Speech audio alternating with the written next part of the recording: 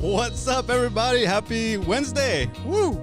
Happy Wednesday. I'm going to put Brian on with us. We got welcome to Bay Fishing with Roman and Brian. Here's Brian.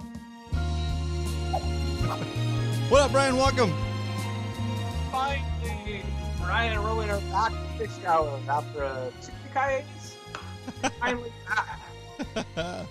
Smell what the fish have been cooking. Let's get ready to fish it. I've been watching the old school WWE promos. It's getting me kind of reliving those old memories of The Rock and Stone Cold, Shawn Michaels. It was such cool days back then. Oh, I know. It's crazy. What's up? We're already starting out the show weird, and we're only 1 minute in. I know. 1 minute in. 1 minute of weird. Yes. What's up, everybody? Okay, let's see who's in here. Eric was in here early. What up, Eric? Welcome back. Glad you're enjoying the show, dude. Let's see. Hit that like button, says Eric. Good call. Yeah. I see Brad. What's up, Brad? Welcome. What up, everybody?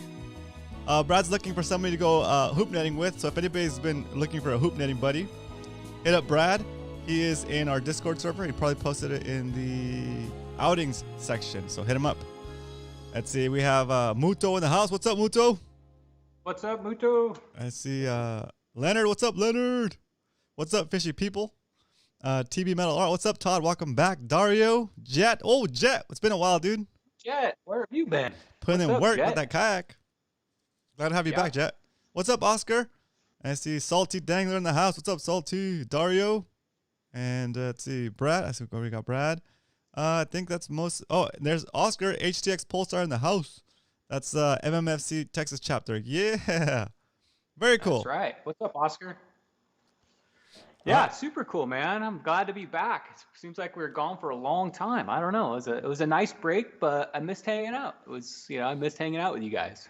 Yeah, it was a nice break. It was a nice break. I see Captain Dan. What's up, Captain Dan? Boiling rocks for dinner.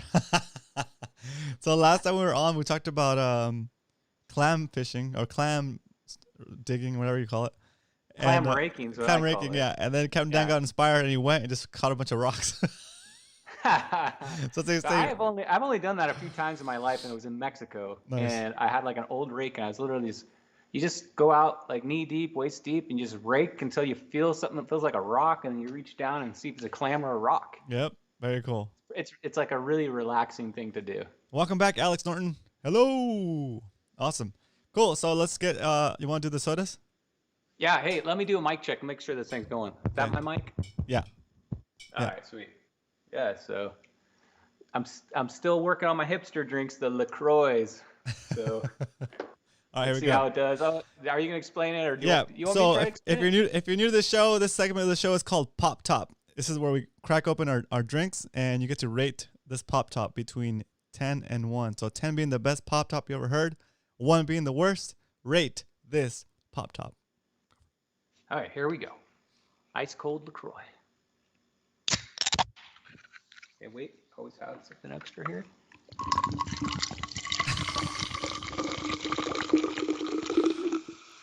You're wasting all the fizz. It's worth it for the extra credit points. Extra credit points. I'm bringing out my Nalgene, and it says, "A life outdoors is a life well lived." Oh, there you go. I think that's good. Very nice. Okay. I don't see any points. I don't see any ratings coming. Oh, there you go. 17, says Todd. Wow. On a scale of 1 to 10. 10 is the most. 10. Maybe we should make it 1 to 100. Oh, no. We're not changing the scale now. All right, here we go. Sounds like me at 1 in the morning. Oh, nice. All right, here we go. It's my turn. 9.6. Here we go.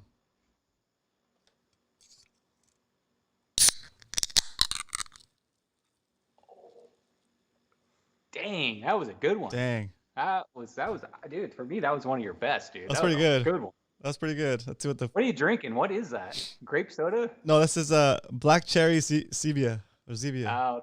Boom. Hashtag not sponsored, but it should be. What's up? Cheers, Roman. Cheers. I think I do the most advertising for Zevia than anybody in the history of Zevia. Yeah, I bounce around, man. Whatever I've got in the refrigerator.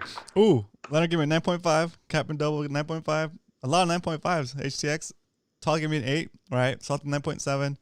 9.8. 9.5. Oh, that's cool. Very cool. All right. Yeah, solid scores. Yeah, Good way to very cool. start the new show comeback here. Yeah, exactly. All right, so I'm gonna basically, since we're right into it, I'm just gonna give a breakdown of tonight's show in case it's your first show, so you can kind of have an idea of what the next hour is gonna include. Let's go for it.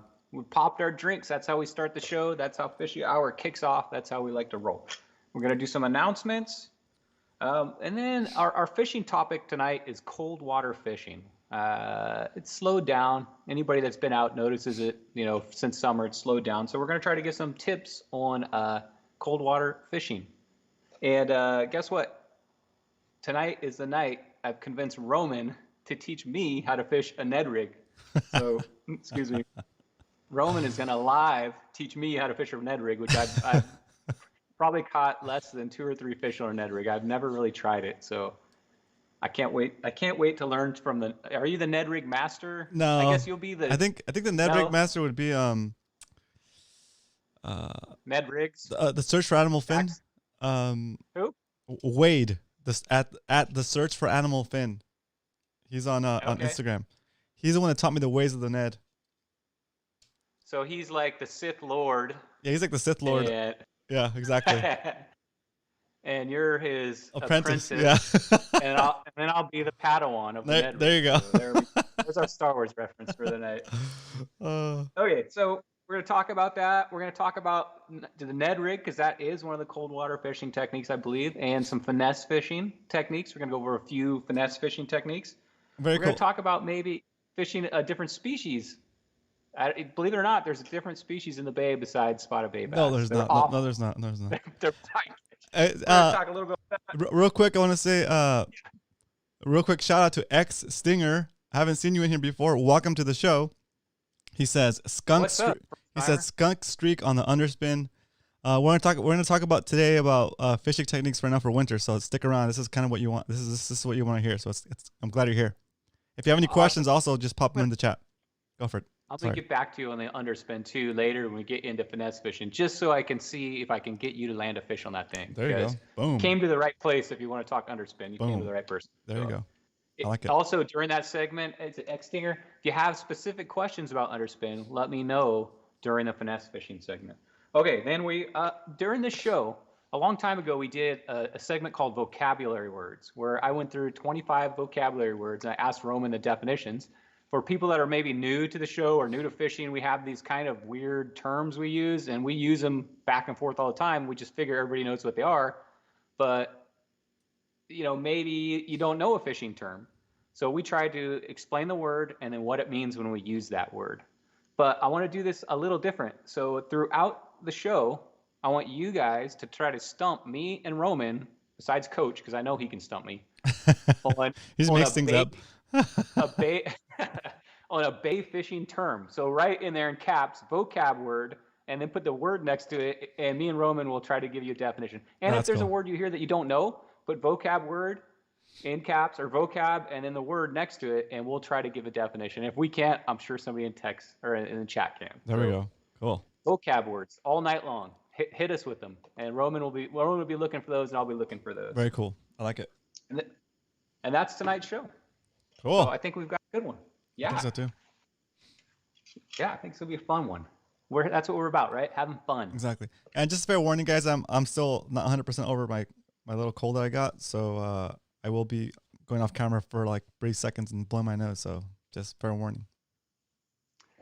By next week, you should be all good. Yeah. I'm feeling okay. I blame that weird fishing you do underwater, whatever that's called. It was a dive session for sure. Yeah. That's right. But I just got my new watch though. Look at this thing. Woo! Dang! Look at that thing.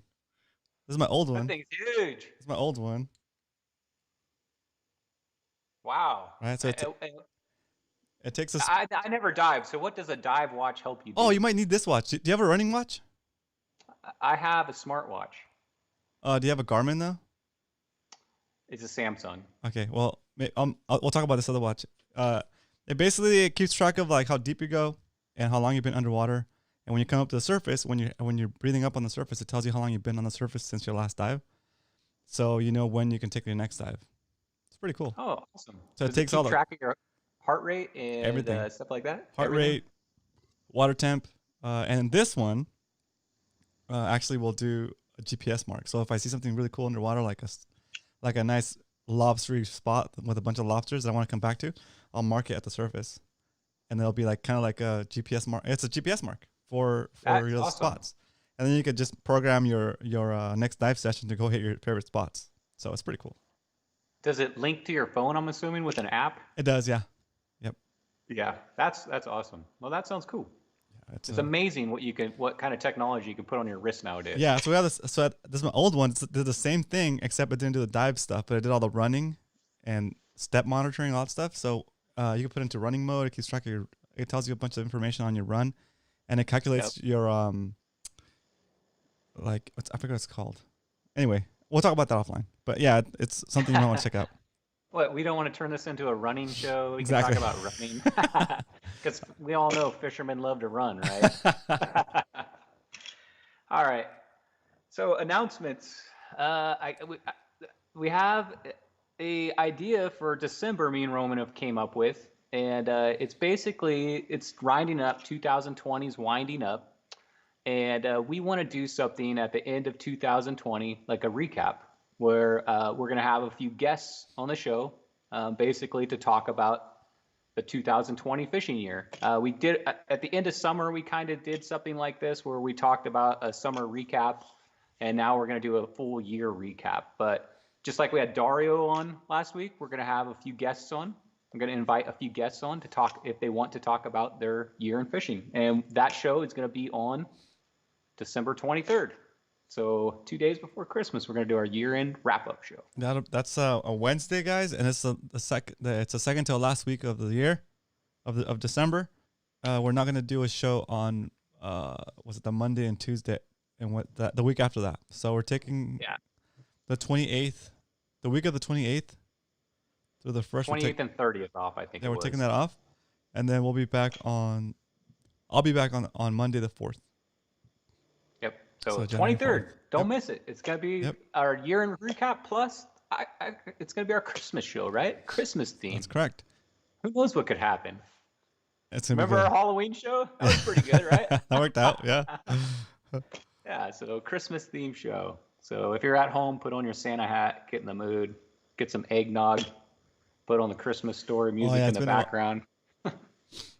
That's funny. Jet has a vocab. He says, "Why is missing a fish called farming it?" Farming? I've never called it that. Have you ever called it farming? When we're spearfishing, I do call it farming, and that just means that you completely missed it. Like, I think it comes from like a barn. Like, you couldn't hit a barn. Like you can, like, if it was a barn and you're shooting at it and you completely missed it, you like totally farmed it. That's the way I kind of understood it. Like when we're underwater and like when you're on a patty and the yellowtail looks like it's so close, but it's just a really big yellowtail. It's really far away because the water's so clear. You shoot at it and you watch your spear go poof, before you even get to the fish, or you shoot so far ahead of it that it just kind of turns and you completely miss it. Or there's a bunch of yellowtail, you don't know which one to shoot at. You kind of just get confused and you just shoot random. That's what I know as farming it. I've never heard. To my mind is like think of like a herd of cattle and you chucked it in there and they looked at it and you didn't get any of them. I don't know. Farming? I don't know. No, I think it just means so when you miss that fish, when you're shooting into the group of fish and you miss them all, do they turn and you go, "What's up? What are you trying to do over there?" No, they just kind of all like swim around. So funny. Yeah. It's the power of the school, though. It does confuse you. You pick one and you think, okay, that one's good, and then you see a bigger one. You're like, oh, that's a bigger one. Oh, that's a bigger one. Oh, and then next thing you know, they're gone. Yeah. Like you basically whatever one you fix it on, that's the one you got to blow. Miss one, you got to what's it called? Just blast it. Can you dual wield spear guns? Dual? Yeah, you could. It would just be hard to aim them both at the same time. Only if you fly them backwards. Maybe you should design like a shotgun style one that shoots out like a. One of my friends, Chad, he has an over under spear gun. So it's a spear on top and a spear on the bottom, and that's 2 triggers. Wow. So you have to remember which one's the top and which one's the bottom. That's pretty cool. The more accurate one is the top one, and then usually after you shoot the first fish, the rest of the fish will school up with it, and you could just get a second shot. But it's a lot to deal with. Yeah, that to be 2 sets of bands too, right? Yeah. Yep. Wow. Yeah, that's a lot to deal with. So Jet, you stumped me, dude. Very Farming. good. Nice, Jet. Did anybody put in chat what their idea of farming is? Yeah. You could miss a barn door. Yep. You could miss a barn door. Yep. Yo, Doug. What up, Doug? Welcome. Salty has a vocab. He says bull bass. I'm assuming that means like a big-headed, like when you think of a bull, you're thinking of like a Dorado, right? Like a big back. With a big head, big shoulders. Yeah, big shoulders, bass, big, like a bull. I mean, I think that I've never called a spotty a bull bass, but if somebody said that to me, that's what I would think that would mean. I think I've caught like 1 bull spotty, dude. In your whole life? Maybe 2. Where you look at it and you're like, dang, dude, this thing is tall. Oh, yeah. Like where it's just like kind of fat. Not fat. It's just like, it's got like a big shoulder, big area right here. Yeah. Just like, it's just big. Like a big forehead. Yeah, exactly. Yeah. Like an 8 have head. Have you caught a beach ball? I guess that's a vocab word, beach ball. I haven't, no. To me, it's when you put your hand under its stomach and you can raise it up and it's like a saggy gut. Yeah. It looks like it swallowed a beach ball. It's got like a saggy gut, almost like a largemouth bass. Oh, okay, so Salty says a bull bass is a big calico, according to the internet. Isn't bull bass from SpongeBob and you didn't get his pickles in his sandwich and he yelled at SpongeBob? I don't know. I think that's bull bass. Roy's asking what a turd roller is. I know that one. I know that one too. That's just, you want to say it? Sand bass. Yeah, and why do they call it that? I think that was on our vocab list. Yeah, because the whole time you're reeling it up, they're rolling around and making your line get all twisted, and then as soon as you get them on the boat, they poop on your boat. Yeah. You get them all dizzy. That's their defense. They're like, you don't want to eat me. I'm full of poop. Dan, that's a Jet. He's a SpongeBobber. He knows what's up. We're getting a lot of vocab. That's good. Yeah. Bubble bass. What's turd roller? Yeah, that's one. Bubble bass is the SpongeBob reference from Jet that I just gave. Very cool. Okay, so we're gonna move on. Keep on bringing the vocab words in, guys. If you think of one. And before we move on, let's do a quick reminder to guys. Please hit that like button. I see 30 people in the chat and 12 likes. What's up with that? Come on, guys. Hook it up with the like, and we can keep the show rolling. Thanks. If you're watching it on your phone, you hit the X where it's X out, hit X out of chat button, and then hit live chat back right into it. That's how you hit a like button, guys. Okay, 25 tip PDF. Did you have an announcement? I do. Some of you guys might not know this, but I do have an ongoing. What is it? I wonder if I have. I think for here. Let's see. 25 tips. Let's see if I have a Nightbot command for that or not. 25 tips, possibly. There it is. Okay. Some of you guys already have this, but if you join my email list, I have 25 fishing tips PDF for beginners. There's a lot of tips in there that might help even if you've been fishing for a while. So go to the website, romancastro.com/25 tips, and you can sign up for my email list, and I will send you the PDF automatically right away as soon as you sign up and confirm your email. And then I'm also going to send you a bunch of other stuff that's either discounts, videos that I made specifically for like tips, and just any other stuff that I think is useful for you if you're starting out. And that's also the best way for me to make announcements if, for whatever reason, YouTube or Twitch or Facebook or Instagram decide to kill my account for whatever reason they decide to make up. But it's just a good way for me to keep in contact with my audience. And that's probably like the best way for me to be able to share stuff with you as far as like if we're moving platform or if there's something new that we're sharing out or if there's new products coming out. That's the best way to do it. I don't spam. I send an email every other day, every third day for the first couple of weeks. And then after that, I go pretty much silent. And then I just kind of send updates as needed. Okay? So that's what's up. Cool. 25 tips. I'll have to check that out. I don't think I've ever seen that PDF. I think I'm on your list, so I might You have are? to check that out. Okay, yeah. Yeah. If you are, you probably received it. If not, I can send it again. Yeah. Okay, so announcement, where have I been for 2 weeks? I went on a canoeing trip, followed up by a trip to the desert on dirt bikes. So that's where I was. Unfortunately, the canoeing trip, it was like a 70-mile trip, so Jeez. I was paddling the whole time. So I didn't have any time to fish. It was literally paddle all day, pull on shore, set up my tent, camp. So I didn't get to get any fish. But one cool thing I'd like to share that happened to me there, I was setting up my tent and setting up the camp and pulling the canoes in, and I look over, and my friend is over there, and he's walking, and I'm like, dude, look right next to you. And he's like, what? And he looks down on the ground, and there's a huge badger, like Wow. 3 feet from him, sitting on the ground looking right at him. And I didn't even know badgers were around the river, and That's the thing cool. wouldn't leave our campsite for a long time. So we tried to shush it, but I know not to mess with a badger, and it finally just wandered off. But that was the weirdest thing I saw on my trip was a badger. Who would ever guess? It just standing there looking at me. Secretly, I was hoping you were gonna say Sasquatch. Dang it! Yeah, I was me like, too. Bigfoot, Bigfoot, come on. No, just first time I've ever seen a badger in the wild though. It was That's cool. pretty neat. I didn't poke it with a stick. I hear not to do that. That's funny. Very cool. That's why I wasn't on last week, and that's where I've been. Right on. While I was gone, the CCA event happened. I heard we did not win, unfortunately. So our show of teaching the top water barracuda technique, the barracudas must not been there, huh? Yeah, I don't think they were there. I hit that area so hard. Like Leonard and I hit that area so hard for barracuda. Yeah, it wasn't happening. No. And I think we did a good job of covering different areas. Like we Spread weren't out pretty good. we weren't all fishing the same zone. Everybody like went their own way, covered a bunch of different zones, and still it just wasn't that great. Well, congratulations to whoever won it, and we'll get them next time, right? That's right. They weren't home, says Muto.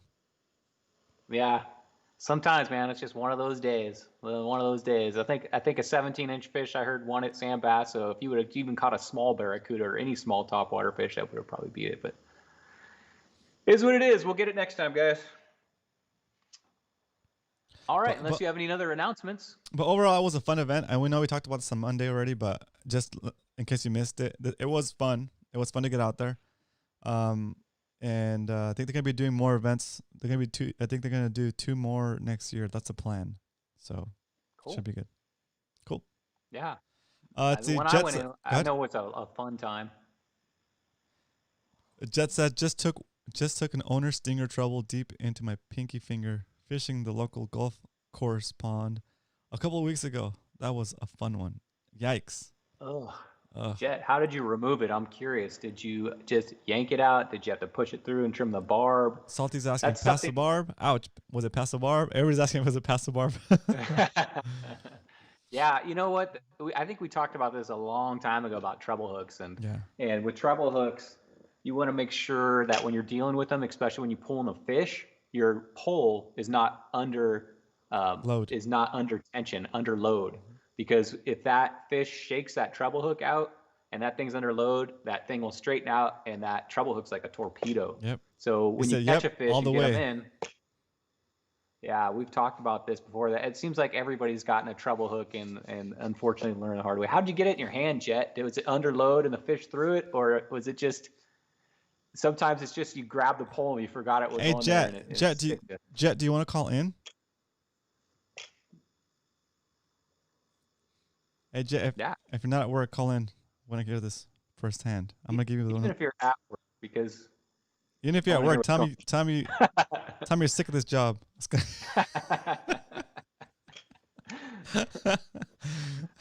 Let me, I can't right now. Okay, cool, no worries. Okay, just tell us how you got it out. Yeah.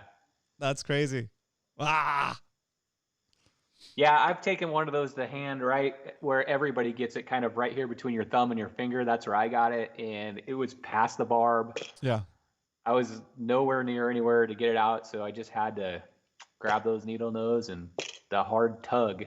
Ouch. There's also a technique where you can take like your heaviest braid line and wrap it around that, and then you give yourself some slack, and then you can kind of yank that slack, and it'll pull it right out. I know we've talked about maybe doing that one day on the show. Maybe one day we'll show how to do a hook removal, emergency hook removal. Gross.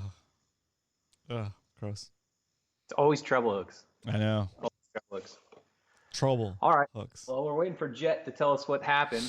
He must be typing a paragraph. Yeah, it's suspense. It's killing me. So we're going to talk about cold water fishing. And 25 minutes in. What we're going to do is what can we do to improve our odds of catching a fish in this cold weather climate? And when I say cold weather, we're in San Diego. It's not like we're in Minnesota 60, cold, like 59. ice fishing. We're in the frigid 60 to 65, 68 degree temperature outside. And the water temp's what, about 61 right now, 63 right in there. So that's our cold weather. Doug says he'll hook me and you can get it out. Yeah. How about we hook Doug and we'll get it out of him? That's right. That's so crazy. Yeah, maybe we'll do that one day.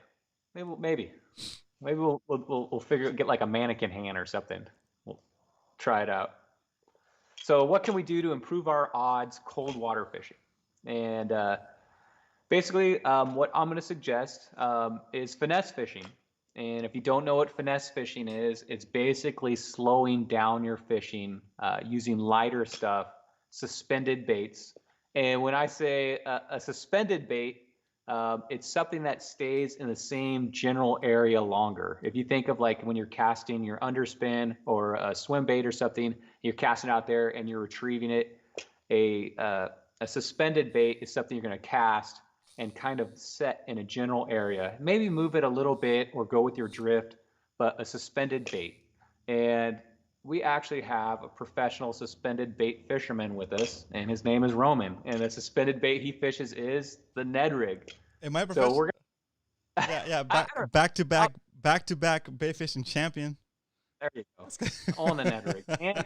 And also, I think the Neg Rig won the last one with Dario. When we interviewed Dario, he said he won the Neg Rig. That's right. So if you're guys, he's my apprentice. If you're your Padawan. Yeah, my Padawan. Come on, there you go. That's right. If you're just tuning in, guys, it's a good time to learn how to fish a Neg Rig. We're learning from Roman. That's his bait he likes to fish. So this is considered a finesse fishing gear, and this is one of the ones that I'm gonna recommend for cold water fishing. So Roman. So for XS Tiger was asking about this too, and XS Tiger, don't leave. We are going to talk about underspin option 2. Okay, this is just the way the show's programmed. We're going to start with this first. So I'm gonna talk to Brian as if it's the first time he's ever fished a Neg Rig. Did you use the Neg Rig when you got 100 spotties? Yes, I did. Wow. This very one. Okay. I've never caught 100 spotties in a day. That's right. Amazing. That's right. I'm gonna get out my Neg Rig hook so I can work here with you. That's a Neg Rig hook, right? Yep. Yeah, exactly. This one is slightly different. This is a Ned lock. It's got like some extra lead here it's kind of like was it serrated, so it grips onto the lure. But you don't need that. You can just do regular ones. This is a regular one. And then we have okay, cool. Yeah, mine is like has a bait holder on it. Oh, that's fine. Oh, perfect. Yeah, that works too. So basically, you're gonna put the plastic on there like you would it's just pretty much straight. Measure where it's gonna pop out of, right? Yep. And then you just put feed it through there straight up. Is there a top or bottom to this thing? It looks like there's a top. There is, but the part that has like the ripples, the part that has little bumps, that's the top part. That's the top. Okay. But I'm putting this one on backwards because I already used the other side. And with the Neg Rig, you could always flip it over when it gets like beat up. Yep. Okay. Well, these hooks are long. Yeah, so that's what it should look like. Let's see how I did. Oh, mine's a little long. So it should look, and this one is a little bit, I left it on a plastic surface, so it's a little twisted, but it should sit straight up. Like if you put it in too short or too tall, it'll be that way or this way. It's gotta be straight up. Right? There you go. Straight up. I got mine set up. Sweet. Perfect. So this is a 1/5 of an ounce head. It's the heaviest one they make. It's the heaviest one Z-Man makes. This is their standard hook, but they also have a longer one that comes out of the top over here. It's called Power Finesse Shrooms Z. This is a regular Finesse Shroom Z, but you could use either. The plastic, anything green or brown is gonna be good. I also like the grays with the opaque like gray belly. Kind of. What about hot pink? Hot pink works too. That one works too. Yeah, Okay. I've used that one in bubblegum and orange. Okay. Orange works too. Brown. Okay. And this is like that's the hardest part of fishing the Ned Rig right there. Just getting it on there straight. Okay. I like to fish it with 10-pound fluorocarbon here. Okay. Or 8-pound fluorocarbon. But 10 is better. You can feel a little bit more confident when you're setting the hook.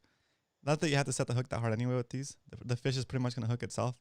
You're going to feel the tension and you're going to reel it up. Okay. From there, I like to go to either I don't know if you can see it. There it is. It's like all frayed. On my regular fishing rod, I do, I think it's 30-pound braid to 30-pound braid to 10 or 8-pound fluorocarbon. Okay. Fluorocarbon. And I'm assuming you fish this with a spinning rod. Yeah. Because it's kind of okay. Yeah. So for the setup, I use a 2500 series reel. On a 7/7 rod, feather rod. I think it's the Phoenix one. Yep. So I mean the setup is pretty light, I guess. But the spinning rod, what that helps you do is cast a little bit further because it's just so light. You can't just chuck it. Yeah. And so, yeah, that's pretty much the setup. I have actually a full on description of this setup and the actual rod and reel that I recommend. You don't have to use the same rod and reel that I use, but I have the specs laid out. It's romancastro.com/resources, I think. Hang on, let me see if I have that. Yeah, Leonard says that mimics the razor clams of the orange look. Yeah, I think we talked about that before. That's what I think. I think spotties are probably just curious too. There's this thing kind of just dangling out there, and they see that thing sitting on the bottom, and they're used to scavenging for clams, and they just come up and they taste it, and hopefully they taste the whole thing, and that's when these things get bit. That's what I'm thinking, at least. Hey, what's up, Eric? Welcome. I see Eric Garcia in here. And Tyler, what's up, Tyler? Welcome back. Resources. Okay, there it is. I just put the URL in the chat. Okay. X Stinger, if he's asking what type of plastic that is. So this is a Z-Man TRD. Z-Man TRD. They come in a package that looks like that. Yep. And while Roman's talking, the cool thing about everything Z-Man is the rubber they use is like super flexible. It seems like this rubber is specific to Z-Man. They can push this thing to its limit. They're really durable. Yeah. The more important part about that is that it floats. Okay. So here's the difference between the Z-Man bait. The plastic, you can't put it with any other plastics because they'll get melted like that, right? Even on your kayak. Right. It has a reaction. It'll just mess up everything that it's touching, right? It kind of just dissolves. Liquefies.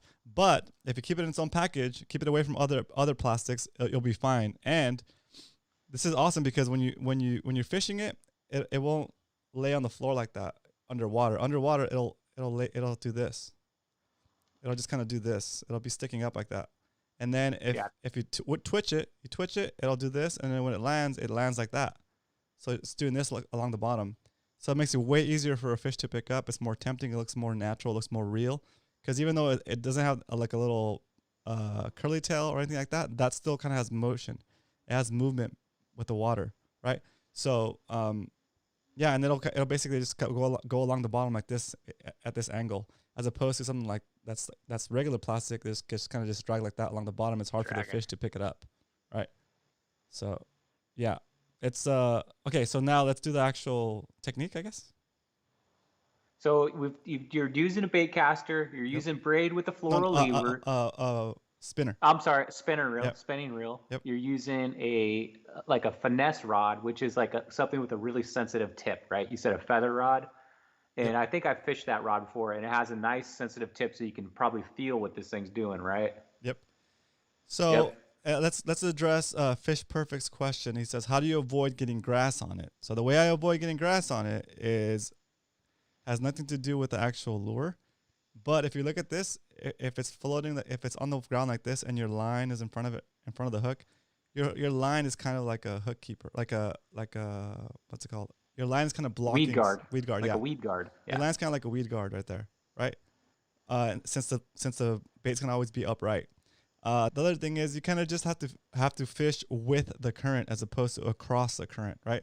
If the grass is laying down like this, because the current is going this way, then you don't want to drag your lure this way because you're gonna hook all that grass, right? You want to drag your lure this way. So if So it, you're so you're you're going, casting it upstream, you're saying, yep, it's going through and the then coming downstream. yeah, it's coming through the grass like this as opposed to this way where it's snagging the grass. Yeah, and the way so on the kayak, it's very easy to do. I cast as far as I can, of course. I let the lure hit the bottom. I engage my reel, and I basically just it takes a good amount of time for it to get to the actual bottom. You'll start to feel little nicks and bumps, and if your kayak is already kind of drifting, you wanna throw it the opposite way that you're actually drifting. So I'm drifting back. I'm gonna cast towards you guys, and I'm gonna just hold on to the rod and just drift it. And then what'll happen is you'll start to feel on the rod. You'll start to feel all the bottom. You'll be like, boom, boom, boom. You'll feel like the grass snag or like a hit a rock. It'll be like Feel a boom, bumping the bottom. like boom. It'll kind of look like that. And if it's just one solid boom and then let go, one solid boom and let go, that's just the bottom. Grass. Maybe you snagged on a bunch of grass but it pops through. It's when you get this boom, boom, that it's like a fish. It's like a double pop or even like a triple pop, or it just kind of grabs it and takes off, like faster than you've been getting bumps, right? Because your rate of drift, you'll feel like a cadence of the things you're hitting, and it's dependent on how far you're drifting, right? So if you're drifting and you get something that's unusual like a bump, you're not very likely to hit like two pieces of rock like that fast, according to your drift. It goes a lot by feel, but a lot of times you don't have to set the hook. If anything, you kind of just start to reel into it, and lift the rod up a little bit, but not hard because you don't want to break your line. And pretty much the fish are gonna hook themselves. Go ahead. Are you using any kind of like twitching technique? Are you reeling in slack? You're just dragging it along and keeping the line taut, I'm assuming? Yep. Keeping the line taut. So when there's enough current, that's what I do. I just let it sit. I hold on to the rod so I can feel what's happening, but I don't reel. That's when there's good current, decent current, and I'm kind of just drifting. If I'm close, if I'm gonna do the like the riprap, where I'm parallel to shore or the shallows, then I'll get close to shore. I'll cast and I will do like a kind of like a twitch, and let it sit for like a second or two, and then twitch, take up the slack. So basically, I'm doing a couple of twitches, and then I'm taking up the slack. And while I'm taking up the slack, the bait is just sitting there. So, does that make sense? What about if you're at slack tide and you're not drifting, you're just casting? Are you slow retrieving it? Are you just letting it sit there? On the initial cast, I am letting it sit there because when it lands, it's gonna land like this, so it's gonna look tempting, right? And I want them to look at it for a little bit if they're curious, and then I'll do again just one pop, and I'll take up the slack. So I don't drag it. It's more of a when there's no current and I have to do all the motion myself. It's more of a pop. A pop. Let it sit. Well, and it's sitting only for the time that I'm reeling up the slack. So I pop it. So I would say like pop it like maybe like a foot to 3 feet per pop. So and the pop I'm basing it off the swipe of the rod. So the if my rod is here, and I swipe here, that's like a foot. But if I swipe all the way across, it's like 3 feet. and then I'll take up the slack and I'll bring my rod back to where it was. I'll swipe, take up the slack, swipe, take up the slack, or you could do up, whatever. But on a kayak, I don't like to swipe up as much because sometimes you forget where the lure is. And if you swipe up and the lure is already next to the kayak, you could bring it up and hit your face. So I like to swipe to the side. Swipe, take up the slack, swipe, take up the slack, little swipe, take up the little slack, big swipe, take up a lot of slack. So that's how I So you're using the pole to drag it towards you and then and pull in the slack. Yeah. But the drag. Okay, what about? But the drag, depending on the situation, the drag is not fast. I'm sorry, the drag is not slow. It's a pop. So I think that the bait is doing is it's going from here to like boom like that. Like it's actually coming off the bottom. It's not doing. I'm not doing drag. I'm doing a pop. You're bouncing it. Yeah, like bouncing it. You bounce it. Yeah. Like you're okay. What about at docks? How do you fish this thing at a dock? Like a pylon. On a pylon. Okay, so you have to be super careful with these because again the fish is gonna run right into the dock. So I position my kayak. First of all, that's the most important part. Forget about the lure for now. But for the kayak, you gotta be ready to start pedaling away from the whatever structure you're fishing. So either you nose in and you put your kayak in reverse before you cast, or you nose in, come around so that the back of your kayak is towards the structure you're gonna fish, so you can pedal forward and get out of there. Okay. As soon as you get bit, you're not gonna set the hook because if you set the hook, you're gonna break it. But you also don't want to give the fish any slack to get into the structure. So you cast next to the piling. Don't cast into the piling, and the lure's gonna drop straight down, and you really have to watch the line because sometimes they'll hit it before your reel is engaged. On the drop. Yeah. So you gotta engage it. As soon as you feel the bite, you're gonna engage it, and then start pedaling backwards or forwards away from the structure before you start reeling, or just kind of use a bend of the rod to keep the fish out. You basically just don't want to give it like a 2 or 3. You want to keep it from going like the extra 2 or 3 feet where it can go around the piling. So you're just wherever it hit it, it's going to be outside of the structure. So wherever it hit it, you don't want it to go any further back to where it was. So that's where the pedaling comes in, right? And that pedaling. Gotcha. That pedaling gives you enough time in case your reel does give it a little bit of a drag. If your drag gives it a little bit of line, that's fine because you're already kind of backing up with your whole kayak, right? Otherwise, it's going to go into the piling, it's going to wrap around it, and you're done. It's going to break this like 8-pound, 10-pound line, no problem, right? But yeah, the trick is in setting up the kayak before you get the bite, in the maneuvering. Even if you're fishing parallel to all the pilings, right? You want to be ready to turn the rudder and start pedaling, so you're at least kind of getting away from whatever piling. Pulling them out of the structure. Yeah, exactly. Yeah. Yeah, that makes sense. It's kind of the same with everything. So do you ever skip this under the dock, try to get deep in there and work it all the way in there? Yeah. I know with my underspans, if I'm at like I showed a while ago, that perfect bowling alley slip, right? Let's say there's a slip where there's a 40-foot boat, that thing's out.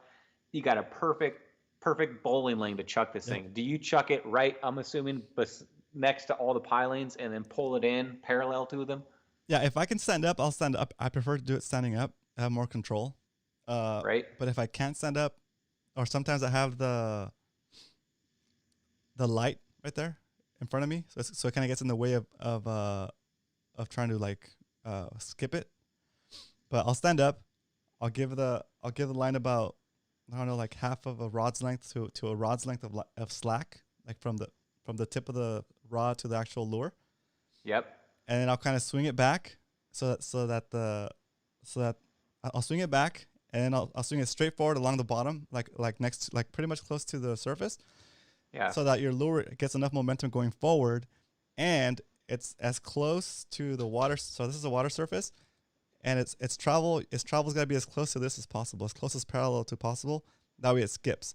If you cast it and you cast down, it's gonna sink, right? But if you can get that momentum to go flat against the surface, it'll skip.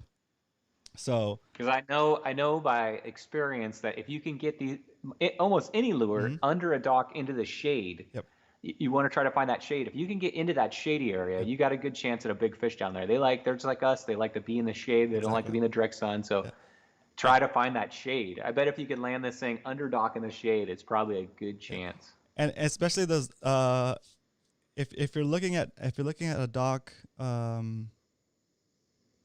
on the like the long the you know that we have two kinds of docks here. Like we have the main walkway, and then we have Right. side docks that split off of that one, right?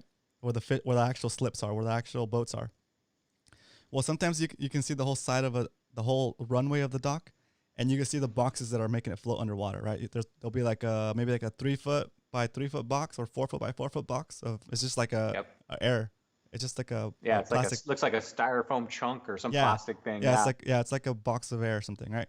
And it'll have like 4 feet, 3 feet between that one and the next one. If you can skip it under there, those are good spots. When you can find a dock like that, and you can just kind of check, especially when it's at the end of a slip, that cross walkway. Those are good. Oh yeah. Because you could slip, you can skip it in between those underwater boxes, and then that kind of puts you right in the shade. And also, if there's anything down there, they're not used to seeing lures as much as on the ends. You know, like on the ends, everybody fishes the end of a dock. Especially if you can find those private docks where they're fenced off and you don't get a lot of people actually fishing on the dock, and you only can get their access on your boat or kayak. Those are always usually pretty good too, the private docks. So cool. Does anybody have any questions about the Ned Rig for Roman? Now's your chance to ask him. Ned Rig. So yeah, I'm gonna try this, Roman. Next time we go, I'm gonna spend a good portion of my time trying this. I own them, but I don't know. I never seem to get them out. So now that I kind of got the basics on how to fish it, I'm gonna give it a shot. I like Call me a Ned Rig. Yeah, I like for beginners. This or a drop shot is what I would recommend. This or a drop shot for beginners. That way, you get a good feeling for the bite. You'll catch a lot of short ones too, but then you'll also catch big ones. But you'll get a good feeling for what a bite should feel like. Yeah, and if you've caught 100 fish of those in one day, that's amazing. That's a good day right there. Yeah, exactly. Captain the Double, my preferred colors are like kind of like this one, like it's like a green.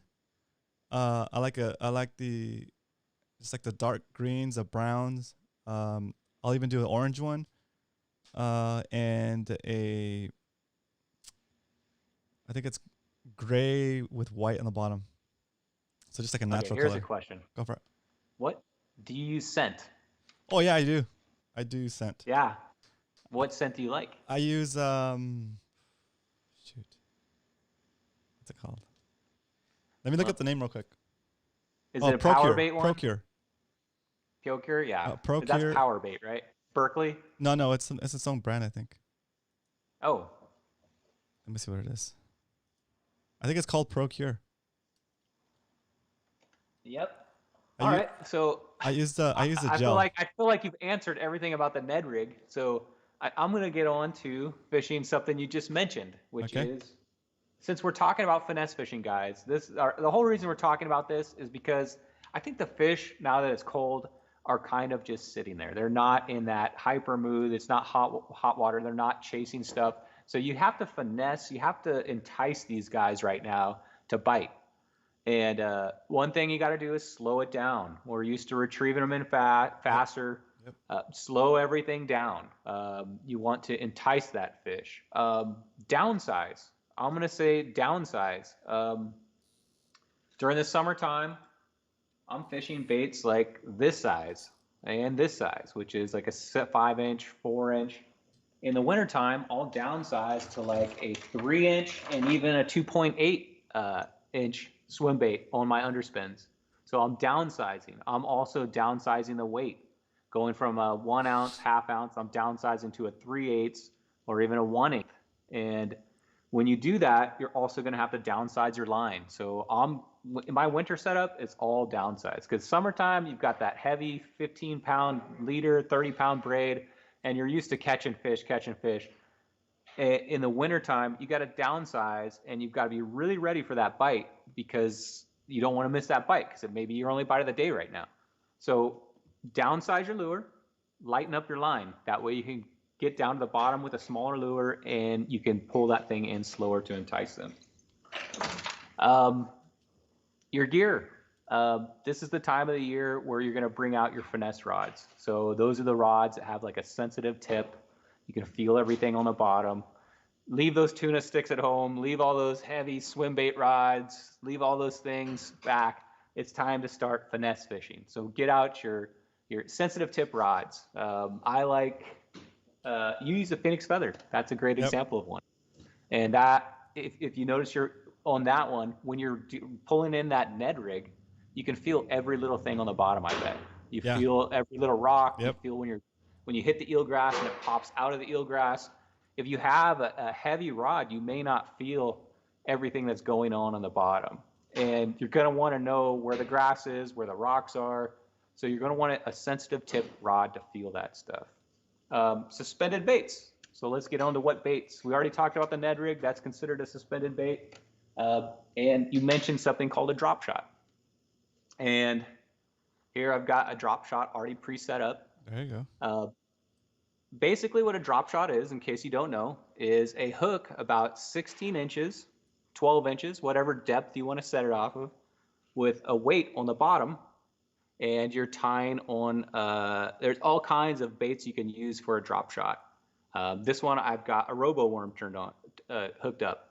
That's pretty common in the freshwater world, but it also works on spotties. Give these robo worms a shot. So the drop shot consists of, on this, I've got a 1/4 ounce of weight, and I've got a 1/0 hook on here. And I think the most important thing you have to know about the drop shot is this hook. This hook has to be facing the up direction. See how this hook is facing up towards the pole?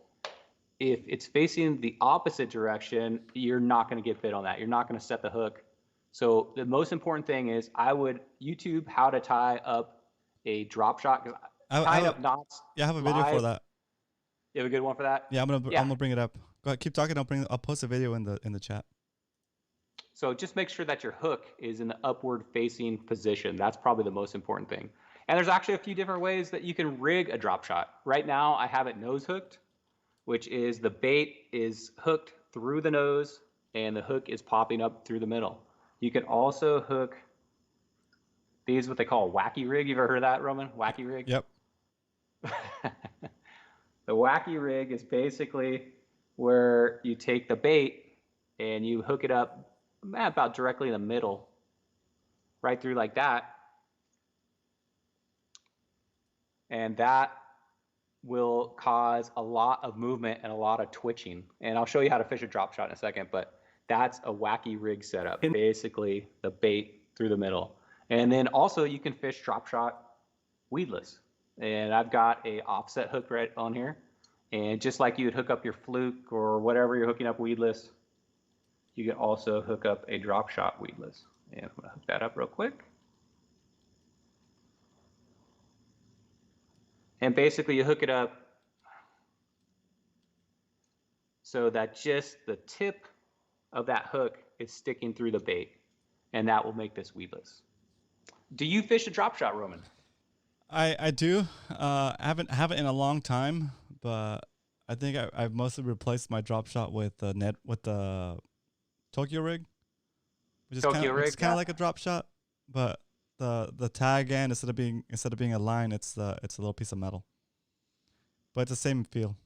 Same feel, yeah. It's basically a drop shot with a little piece of metal coming down line, versus with the weight tied to the bottom of that. Yep. Sorry I'm talking so quick, guys. I got so much to talk about. I just looked at the time. Geez, we're already like 7:54. So I'm talking a little quick, but it's only because I'm trying to get as much as I can in this show. Okay, drop shot. So this is one of the most basic things to fish. If you're new to fishing or if it's slow out, the drop shot's very popular. So basically, you're gonna fish it almost like you do that Ned Rig. You're gonna cast that thing out, and this weight is going to rest on the bottom. And then you're going to want to make sure that it does not have any slack in it. Because if you have slack, this is what it's going to look like on the bottom. And you want to pull in all that slack once it's hit the bottom so that your bait is suspended above the bottom. And then with this setup, you're just going to give it the lightest twitch possible. I mean, if you're looking at my pole, it's like that much. It's just the lightest. Because if you're out here doing this, it's too much movement. You want the fish to be staring at that thing, looking at it, thinking about it, and then you're giving it the lightest bump possible.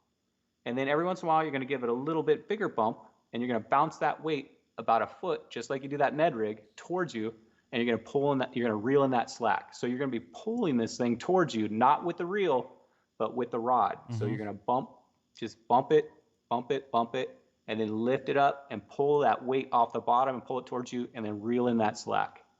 And that's pretty much the basics of the drop shot. It's just a matter of enticing that fish with a little twitch. And I've got a worm hooked up to this, but you can also hook up things like one of my favorite things to hook up on the drop shot is the fluke. That, and if you don't know what a fluke is, it looks like this. I think we've gone over these before. Yep. It almost looks like a swim bait, but they've got an opening in their belly.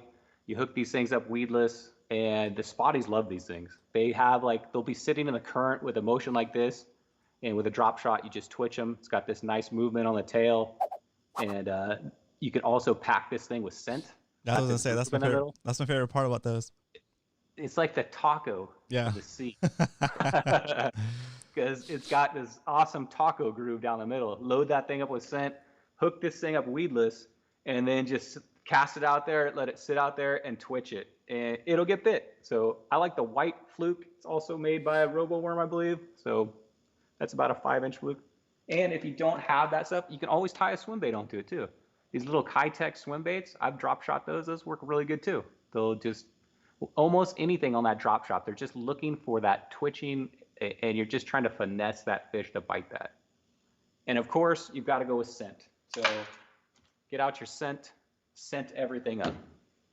Do you have any advice on the drop shot? I was gonna say just that one too, for that to fill a belly with scent. It's perfect. It's like a little scent deposit in there. Yeah, the taco. Yeah, when the fish bite it, it probably squeezes all the scent out. They're like, "Ooh, this is it. This is good." Yeah, on the drop shot. One more thing. Sorry, Brian. What's that? That video I posted, guys, it says drop shot setup with a Palomar knot. That's gonna show you how to use a Palomar knot and how to make it so that the hook is always facing up. There's a trick that I share in that video that keeps the hook like that. So the hook is facing up, and when if it gets slack, see how the hook is up. That way you have a better hook up ratio. Hook set, yeah. If it's not facing up, you're not doing it right. It's got to be facing up. That's the key to the drop shot. Yep. And I'm sure. Do you want me to give away that tip, or do you want them to watch the video? They can watch the video. Okay, so check out that video, and that'll tell you how to keep that hook facing that. Okay, weights. I didn't talk much about the weight. They actually have drop shot weights, which look like this. It looks like a little torpedo kind of, little skinny cylinder. If you don't have that, you can always use the little egg sinker looking ones. Almost anything will work. If you're coach, you'll probably just find something out of your toolbox and tie a steel nut on it or a nail. Mm-hmm. That'll work too. So, but they make all kinds of weights for drop shot. This is what I like, just because it's skinny and it seems to pull through rocks. It pulls through the grass. It pulls through everything. It's got a nice a tip on this one, where if it does get snagged up, it tends to break the weight off and not the whole line off. These are designed to break off. If you're gonna fish from shore, I would just do a 1 ounce torpedo weight. I mean, you could chuck that thing so far, and you have really good ground contact, and you can feel when you're on the bottom, and you can pull that. I guess you could lift up the rod enough to feel tension. That's gonna tell you that your lure is off the bottom. And then you just drag it a little bit towards you, take up the slack, drag it a little bit towards you, take up the slack. Yeah. You'll really be dragging it along. And if you're casting that 1 ounce you're talking about, you're going to get a huge cast out of it. Mm-hmm. And I've always talked about that long strike zone. So you're going to have a really long, with the drop shot too, you can leave that thing out there for 5 minutes, just bringing it in slowly, twitching it, bringing it in slowly. So if you have that long strike zone, there's a good chance you can get a fish in there. There you go. And remember, guys, if you're cold water fishing and you've tried fishing that drop shot in the same spot for 40 minutes, move on. They're not there. Yeah. They're not going to all of a sudden mysteriously appear unless it's slack tide and the tide kicks up. Yeah. But remember to move, guys. Always move. Don't keep casting the same spot your whole fishing session and not catch anything. You've got to find them. Yep. They're out there. You just have to go find them. Yep. Okay. Do we have any questions about the drop shot? You know what the wacky rig, the nose rig, the weedless rig, all the setups the setup I use. I use a spinning setup, same as a Ned rig. I use a spinning reel, finesse rod. What size reel? 2,500 or smaller. Okay. You don't really need to get the big rods for this stuff, especially when you're fishing like I do, which is like that 1/4 ounce weight or sometimes 1/2 ounce weight. Right. I like to go with something light. So if I'm gonna pick one, it'd probably be a 5,000 or 2,000 size reel, which is a small reel, but I'm probably using a really light line on it, just so I can get all that I could feel everything with that light line. Does that make sense to you? No, it makes sense. Yep. Yep. Okay. No Cool. questions about the drop shot. Everybody in this chat's probably fished a drop shot a million times. They're like, why are you talking about the drop shot? We all know about that. Okay. It's cousin. I think this is called the Rodney Marquez special. I don't know if he's patented this, but the drop looper. It's like the cousin. No, the Rodney Marquez special will be the one that you had earlier, but with the straight worm hook. Okay. All right. Yeah. Well, this is the drop loop. Yeah. I thought that's what he fished. So the drop looper, which is basically the same thing as a drop shot. You're having a weight with a suspended hook, 12, 16 inches. But in this case, you're putting a loop, which gives a little bit of line away from the main line. So it's got kind of a drifting motion to it more than the drop shot would. So it's a drop looper. Fish it the same way. Yeah, for me, for that one, I wouldn't do that one because that's designed mostly for live bait, and a live bait is not going to swim upside down, right? And your plastic could potentially be swimming upside down, and then the hook is facing the wrong way, upside down or sideways, right? I'm gonna show you real quick my drop looper special. If I'm gonna fish the drop looper, this is how I fish it. And I can only hook this on right now, which is this setup right here. If you're not catching anything and you're having a slow day, I can almost guarantee you this setup right here will catch you a fish, which is I think this is a 3-inch Berkeley gulp, but this thing will just sit on the bottom. You put a pretty big weight on here, let's say a 1 ounce, and this thing with current going will sit up like this, and you can literally let it just sit there, and that curly tail, the current will make that tail do its motion, and this will get bit in the bay all the time because it puts out that scent. They love this gulp. So this would be my drop looper setup. The Berkeley gulp, which they come in these packages right here. Gulp mullet, chartreuse, 1 ounce weight, right there, bit all day long. There you go. Very nice. So that's another cold weather. I don't fish this a lot during the summer, obviously, because I'm casting, looking for fish. But if I'm not getting something in cold water, I'll go for something like this. Give it a shot. Try it out. It usually works for me. So drop looper gulp. And those gulps, I think they're great winter baits. They put out that scent, and I've always had luck with them. They don't really get me a lot of big fish, but to avoid the skunk, we know the emergency bait, and that's these guys. Nice, yeah. The juice. Oh, that's right. All right, let's get on to my favorite subject. Oh, wait, one more thing I like to fish in the winter too is the tube baits. Tube baits are kind of like a suspended bait. For me, I chuck these in there and they basically float down. They're awesome for fishing structures, and you're going to retrieve this thing up off the bottom like 4 casts and then let it drop again, and you're going to do that all the way to your boat. So these tend to work for me also in cold weather. This is something that I'll go to, which is a tube bait. You fish these? I have some that Aaron gave me. That I fished once. So yeah, they work. Yeah, I think they work. I think they're great cold weather. Only because it's almost like getting multiple casts out of them. You cast it gets them down out fast. Yeah. They float down to the bottom. They work perfect around pillars. They float down to the bottom. You reel it in, and it floats down again. So you're covering. It's almost like 5 casts in one with these guys. So tube baits also cold weather. And then I've already talked about the underspin a little bit, but I want to talk about it a little more because we had a question. Yes. And I think his question was he's not catching them on these. So, XS Tiger. So my recommendation would be to go back to probably my interview. And I think that's where, I heavily talk about how to fish the underspin. I don't want to go into 20 minutes about talking about how to fish the underspin, so I'll just let's do something basic for him. Just a couple of Just Yeah. yeah. So basics of the underspin. Uh, for winter time, like I already said, I like downsizing. So I'm gonna say a 3/8 with a 4-inch MC or a 1/8 with a 2.8 Kitech on here. And I'm gonna try to get away with as light as I can, getting to the bottom. The thing with the underspins though is you have to get these things down onto the bottom. If you're fishing the mid water column or top water column, you're probably not going to get fit on these. So what you want to do is you want to cast this thing out as far as you can. And what you're going to be looking for is eelgrass, rocks, structure, something to cast it into, preferably probably good clean eelgrass.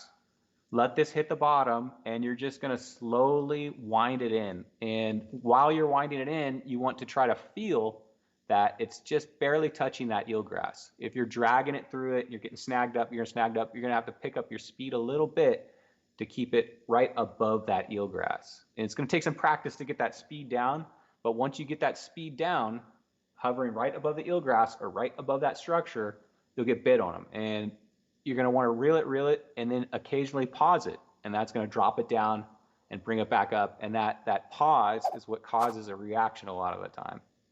So cast it out, let it hit the bottom, and then work on your speed, getting this thing just above the eelgrass. That's my advice on these.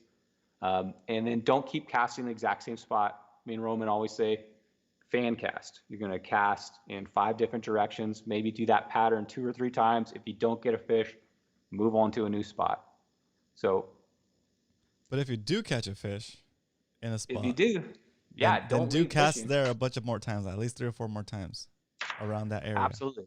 Yeah. And if you get bit, if you something grab it, there's good odds that there's more than one down there. Yeah. So cast over there a few more times. If you get a bite, stick at that area for a little bit longer. You don't want to leave the fishing. And if that's not working for you too, another thing I like to do is go just basically to the standard, most basic thing I think fishing in the bay, which is the ball jig, which is this. This is just a ball jig hook and a swim bait.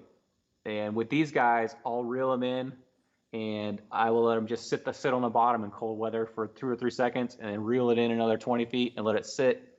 And I'm hoping that a fish is following it. And when that thing sits and then retakes off again, that's when you're going to get bit, because they're following it and it looks like it's, dying or it's injured. And then once it's sat on the bottom for a second, you give it a couple more cranks, and right when it comes off the bottom, that's usually when you get bit. So cold weather fishing, besides the underspin, the only one I'm going to recommend is the ball jig, because you can fish it really slow and you can even pause it on the bottom. Yeah, that ball jig is also good with that Berkeley gulp. That's money. The mullet, everything's good with the gulp mullet. You know what other lure is nice too? The little darter head. It's similar to that ball jig, but it's like a bullet shape. Yeah, I got those. It has different action. I know what you're talking about. Yeah. Yeah, they work. You fish those almost identical. The ball jig though has, I think that one has the eye of it placed a little bit further forward. Yeah. The thing I like about this one is it pulls it upward, like off the bottom. Yeah. So that when you do that pause that I was talking about, it pulls it directly up off the bottom versus dragging it. Yep. So I like the placement of the eye on the ball jigs. That's why I like those. Now those are our cold weather finesse fishing tips. So hopefully if you guys use some of those, slow it down, use some baits that are suspended in a certain area for a little bit longer time. But don't give up on the A-Rig. I'm not telling you to do that. You can see I've got it out here. So this is my new Christmas tree. I don't know. Does that show up, Roman? It does. Very nice. The A-Rig Christmas tree. I got the D-Rig and a couple A-Rigs hanging from it. That's my A-Rig Christmas tree. Don't give up on that stuff. Always fish your standard stuff. But you need to troll that one. You need to troll that one just like that. Just like that? What is that, like? That's like what, 10? That's like 15 hooks. 15 hooks. My luck, dude. That thing would get snagged on something. Can you imagine? No, what if you caught like 5 spotties in one pull? Like, boom, tournament winner. Oh man, it'd be devastating to lose that though. Yeah, that's a lot of work right there. Be, that's a lot of money. That's so yeah. Good. You know what we need to do is set that up just like that, and get your underwater camera and film that thing. Put the camera. What happens. Add another $200 to the setup. We'll put the camera right in front of that. Oh, yeah, actually, that would be fun. I would do it. If I you troll that provide the thing. camera, I'll provide the A rigs. All right, How's that? let's troll it. Let's do it. Let's do it. Let's do it. That'd be awesome. Trolling a Christmas tree. Yeah. That'd I be a wonder if good there's Christmas something I could- episode. I like it. Yeah, maybe I'll decorate that for Christmas. Very cool. I like that setup. But hey, don't give up on your standard stuff, guys. Don't give up on your underspins. Don't give up on your A rigs. Don't give up on all the stuff that got you your fish in the summer. We're just talking about to avoid the skunk. This is sometimes what we have to do. Yeah, exactly. Finesse fish. Yep. So. All right, I'm gonna do a quick little reminder. Is that before we go to the movie recommendation? Is that where we're at? I wanted to talk about one other quick thing. Okay, let's We're go getting for it. close to that. Yeah. Okay. Well, you know what? Let me do a commercial before that. Okay. Do it. Okay. Dun dun dun dun. I'm just kidding. Look at that surprise. Oh, and I always want to field questions too. So Okay, please, so if you if guys you have ask- questions, that's me and Roman's favorite part is fielding the questions. Yeah, ask questions while I do this commercial thing. Okay, but where is it? Twitch. Okay, that's not Twitch. This one. That one. That one. There we go. Yeah. All right, guys. So in case you guys don't know, we do have a shop where we have a bunch of cool products that are related to what we do here fishing in San Diego. It's Angry Butt design that I made a while back. We have this on shirts and stickers. Here's the Grumpy Spotty design that's available on a shirt. It looks awesome in white. It's available in a bunch of different colors. And we still have these, I still have a good amount of these reflective Mad Max Club stickers. They're about, I don't know. Let's see.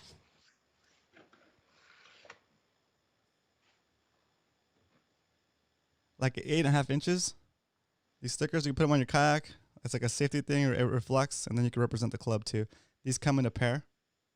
So you get the right and the left. So whichever side of your kayak you put it on, they're facing forward. Right? I designed them that on purpose. And you get all this stuff, or check out the rest of the stuff that's available on shop.romancastro.com. I just put the link in the chat. If you need the link again, just type in !shop, and the Nightbot will post a link for you. All right, let's get back to the show. All the stuff that I sell, they have small margins on that, and the small margins go towards like just supporting me and making the show possible, paying for royalty-free music, services that I use to like edit videos and software and all that stuff. So that's kind of what helps me keep going. Okay, so cool. Let's go back to the show. Guys, if you have any vocab words or questions, please give them to us right now. This is your chance. And X Stinger, awesome. So I'm glad that helped you out. Hopefully, since you're new to the show, don't forget we've got an entire library. So on your drive to work, or if you're sitting at home, go back and watch some of the older episodes too. We give away a lot of tips on those too. And there's some cool interviews that were done way back in the day of fishermen too. Watch those interviews. So very cool. Go back, and when you do that, make sure you like everything, please, guys. We need the likes. There you go. And please, if you like the show, please subscribe too. We need some subscribers. We're trying to get to 1,000 subscribers here. Yeah, we're at 249, guys. So if you're watching the show and you haven't subscribed yet, please hit that subscribe button. And if you think that we provided enough value for you as far as like information, entertainment, or just you maybe just like hanging out. You maybe don't even like fishing, but just like our personalities, you like to hang out with us. That's fine too. You're welcome to hang out. Invite your friends if you think they might enjoy the show too. That's all we ask. Get your whole family to subscribe to what we're saying too. Exactly. Like, what is this? Just watch it. Just watch it. Yeah, so and we talk about other things besides fishing. This is a variety show, right? Yeah, it's pretty much it's like a San Diego variety show.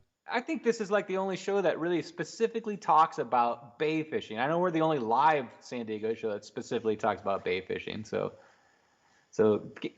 invite your friends, guys. Tell them what's up. Very cool. And we love to hear your questions in chat too. Yeah, and that reminds me, if you're watching the replay and you want to ask any questions, I go back and check for questions. I have a couple of comments. I see Hyder left some comments and Izzy left some comments. I know Izzy's at work during our normal show hours. So Izzy, shout out. I'm glad you're still watching, at least watching the replay. So thanks for the support. And All Nighter Hyder, we'll see you soon on the water. I saw him on the water a couple like last weekend. So it's good to see him. But yeah, so if you have any questions and you're watching the replay, please do leave a question in the comments. I will go back and read those comments and answer those questions either with Brian on Wednesday if it's a question for Brian, or I'll answer your question on Monday when it's just me. Okay? Cool. And don't forget, you can always ask Coach too. He's usually on Monday. Ask him a question for Monday too. That's right. Coach has great advice all the time too.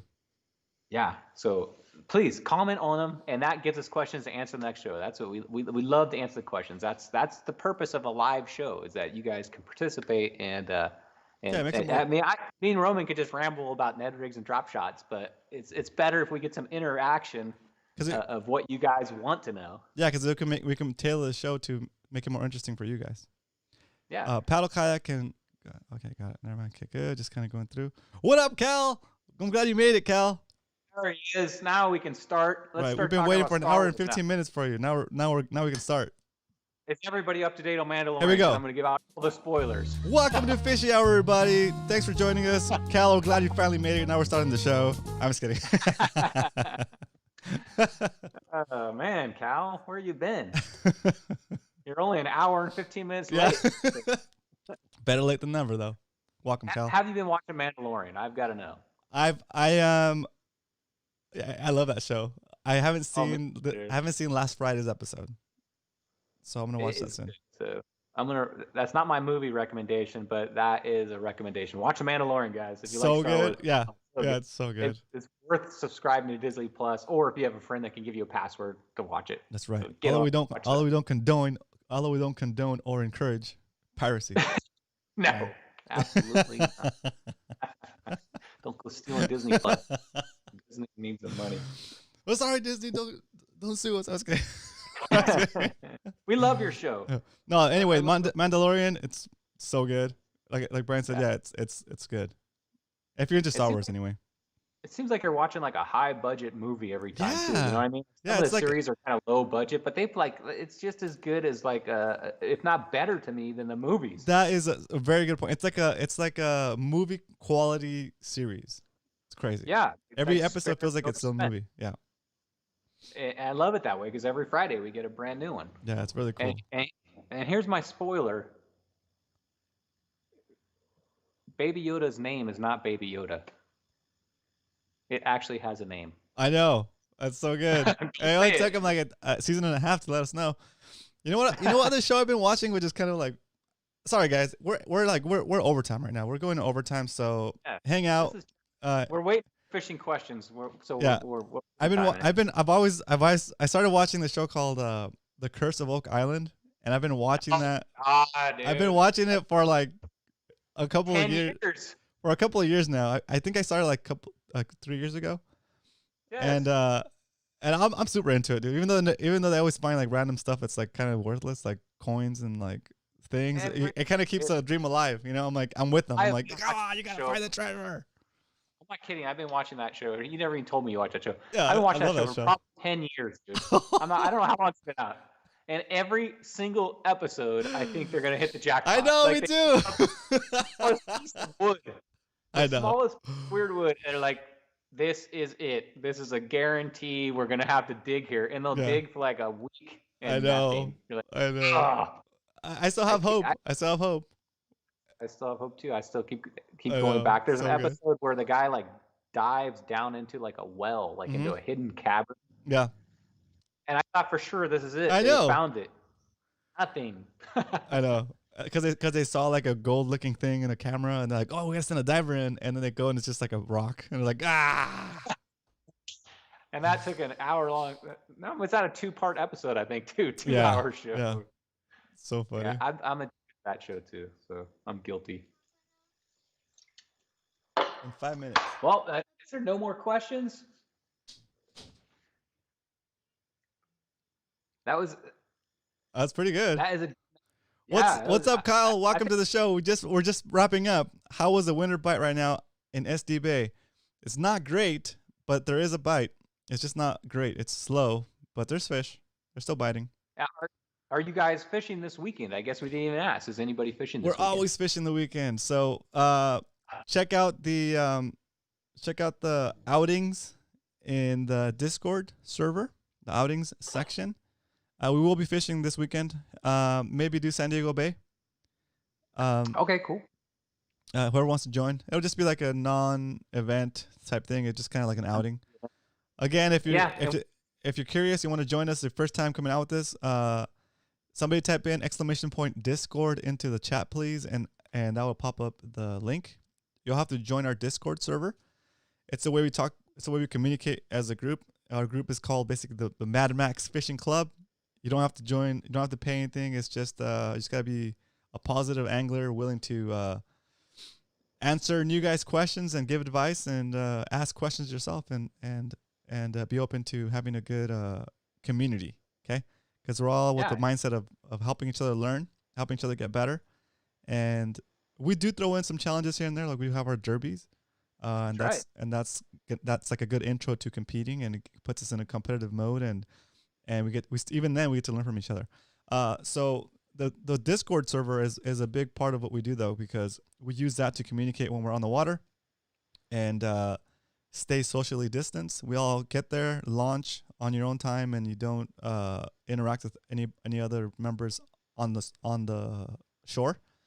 Once we're on the water, we all jump into Discord. We have a voice chat going. It's kind of like a group call, so we can talk while we fish. We can just get the constant update of like people missing bites or getting a fish and what lure did you use, where are you, how deep are you, that kind of stuff. And it's really helpful. And for me, it's also the shenanigans. Yeah, it is the shenanigans. It's funny. We do have some good conversations though. That's pretty good. And also the best part, I think, is besides of course the community building, which is great. The best part of that, if you're new to fishing, is that you're getting to hear what everybody's using and how they're fishing it, and you can ask questions while you're doing it. You're fishing the same body of water.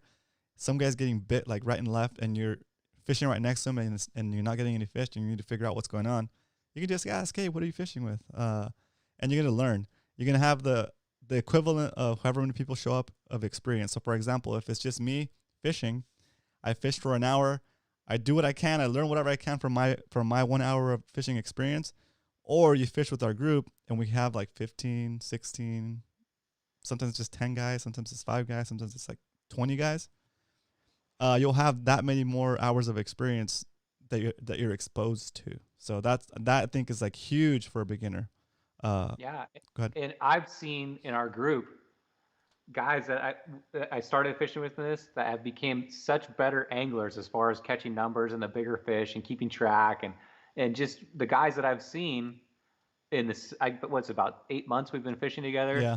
The whole group including me, the whole group seems like we're improving because we're all learning. It's a big learning circle. Yeah. We're teaching each other, and you're just picking up things as we're out there. So please join us out there. It's good. Cool. It's a good learning opportunity, right? And to have fun, mainly to have fun. Yeah, exactly. and mainly because somebody usually brings a burrito. Very cool. Cool. Oh, Cal, that's crazy. I just saw that. Man. Okay. Well, I'm gonna jump. I'm gonna after this. Go ahead. I wanted to give a shout out to Arnie. Go for it. Arnie, hey man, I hope you're feeling better. I hope you're watching the show. I got a quick talk to you on Monday. Arnie, unfortunately, has came down with the COVID, and I want you to let you know that I'm thinking about you, man, and I hope you're feeling better and get through this, and let's get back out on the water and let's catch some fish, man. So awesome. Shout out, dude. Yeah, hi Arnie. Shout out. Hope you're feeling better.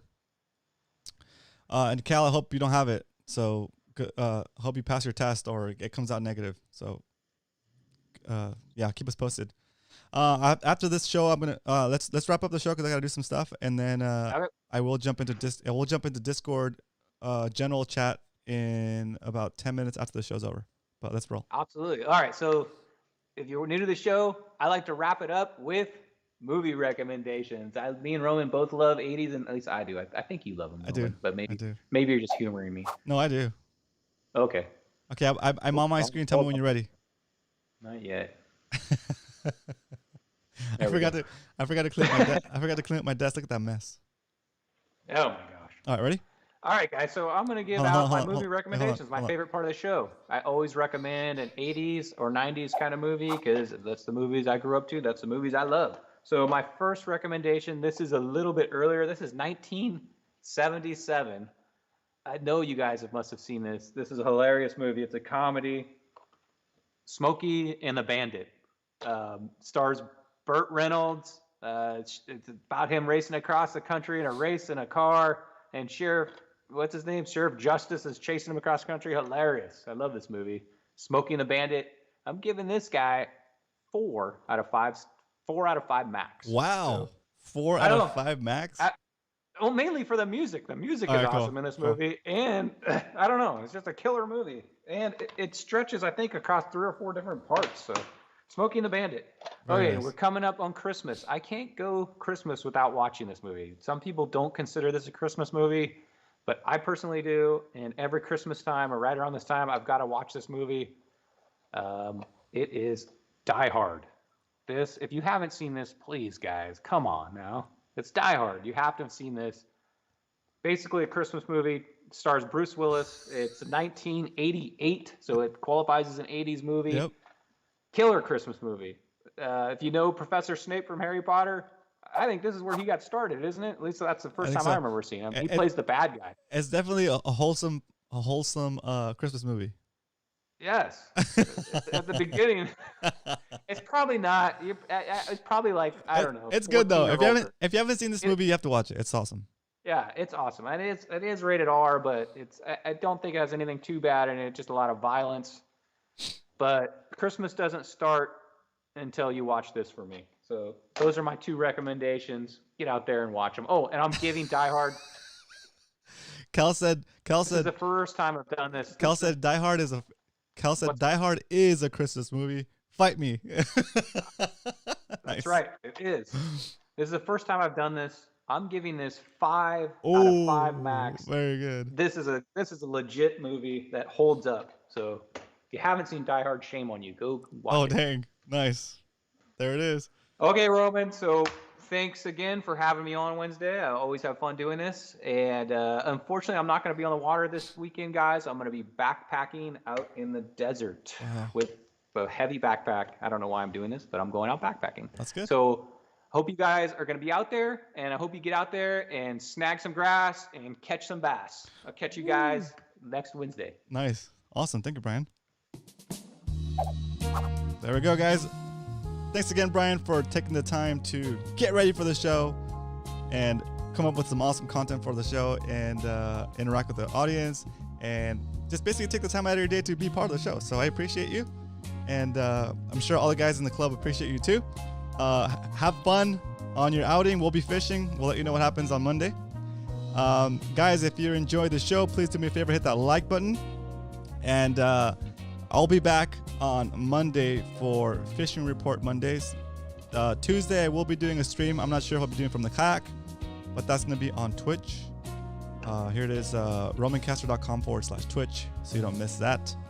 If I'm feeling up to it, I might fish on the kayak, but I'm not sure if it's too cold. If I still feel like I have a cold, then I'm going to stay home. But we'll do something. This last time I had to miss it. But anyway, it'll be fun. And then Wednesday, we'll do again another episode of Bait Fishing with Roman and Brian. And that, again, that's on Wednesday at 7 p.m. If you have any friends that are getting into fishing, and especially now that it's winter time and it's kind of tough to get started, tell them about the show. Let them know that we're here and we're here to help. And hopefully we can help them get a leg up on their fishing journey. Okay? Help them get past that initial learning curve so they get super stoked on fishing and you have someone to fish with that's reliable, one of your friends. Okay? Besides that, if you want to become more involved with our community, come out and fish with us on Saturdays and be part of our outings, go join our Discord server. That's where we do most of our communications. And I will be making my son some hot chocolate. He's been asking me for the past 10 minutes. And then after that, I'm going to jump back on Discord for a little bit in the general chat and just hang out and talk for like 20, 30 minutes. So I'll see you guys in there. Again, !Discord in the chat if you want to get that link. You need a special invite to get in. But that's it. All right, guys. Hope you guys enjoy the show. I'll see you guys on Monday or Saturday if you're coming fishing with us. Later.